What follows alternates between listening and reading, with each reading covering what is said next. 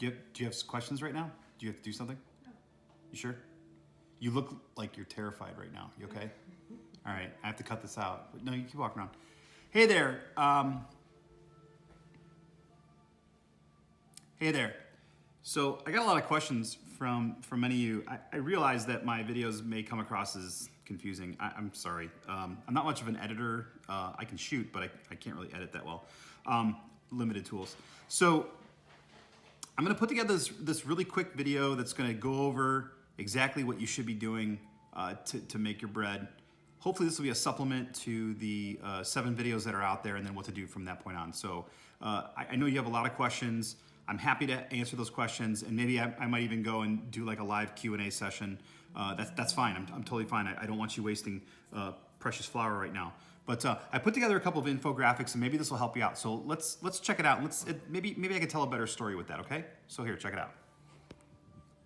Okay.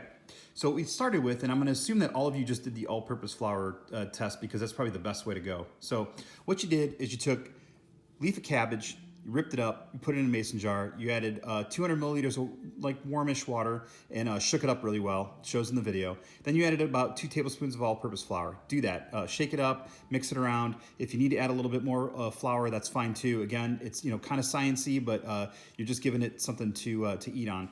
Put the lid on the jar loosely and then let it sit overnight. So that's day 1. Then day 2, you're just going to pull the cabbage leaves out, get them out of the jar, as many as you can, all of them hopefully, and then you're going to add 100 grams of all-purpose flour, out of focus, all-purpose flour, and then add 200 grams of water. And what you're going to do is you're going to mix that up really well and let it sit on your counter with the lid on overnight. Then days 3 through 5, every day, you're going to take that sourdough starter, first thing, pour out all but 10%, and just, again, eyeball it. You want just a little bit in that jar. When you're done with it, you're going to go ahead and add 100 grams of AP flour and 100 grams of water and keep mixing it until you have a nice thick pancake batter. If you need to add more or less water or flour, that's fine too. You will do this every day. So 3, you do that, and then day 4, pour it out, day 5, pour it out, so on and so forth, okay? It seems wasteful. Set it aside in a jar. Watch the scallion pancakes video. Certainly add it to regular pancakes. You can do all kinds of fun stuff with it. Just certainly don't throw it away if you feel bad about that. But anyways, you're going to do that days 3, 4, and 5. Then the night before, which ended up being day 6, and again, I'm just going to kind of go over what happens here. So on day 6, you're going to, that sort of like Friday night, if you started on, Monday and you get to day 5, maybe that's Saturday, whatever, you're going to make this thing called a poolish. Then in the first thing in the morning, you're going to mix up your ingredients. You're going to mix the poolish in with the ingredients. You're going to stretch and fold throughout the afternoon, and then you're going to bake in the evening. So that's kind of how that works. But then people start asking, well, what do I do with the starter? Okay, let's show you what you do. So that night before baking, you're going to take 50 grams of your starter, 50 grams of water, 50 grams of all-purpose flour. You're going to mix it into a bowl and cover it in plastic wrap and set it on your counter. Do not throw away the remaining starter. That is in another jar. You're going to keep that on your counter. Then what you should do is mix those ingredients up in the bowl and cover it for 8 to 10 hours. So like if I'm doing this on Friday around 8 o'clock, I mix up my dough, my poolish, I set it on the counter. When I wake up in the morning, it's all bubbly and it's all ready to go. So on bake day, which would be Saturday, you're gonna take 480 grams of flour, 10 grams of wheat flour, 10 grams of rye flour. If you don't have rye flour or wheat flour, just use 500 grams of all-purpose flour. If you have wheat flour, then do 20 grams of wheat flour and 480 grams of all-purpose flour, and vice versa. It's fine. We're getting 500 grams of dry ingredients. Then what I want you to do is take your 150 grams of starter and your 360 grams of water, mix those up, pour it into the bowl, and incorporate that, okay? So that 150 grams came from the night before. So you're gonna use all of this, and that's your master recipe. Then once you mix it up, you're gonna let it rest for 15 minutes. Just let it hang out, okay? It's fine, just let it rest.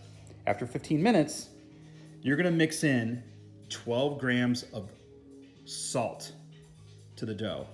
And it's gonna feel weird, it's not gonna make sense, the dough's gonna get all gooey. Just keep working that dough, all right? Then you're gonna let that rest for 20 minutes. After 20 minutes, and you're gonna do this for 3 more times, you're gonna take, at every 20 minutes, you're gonna pick it up, you're gonna stretch that corner over on itself in 4 sections in that bowl.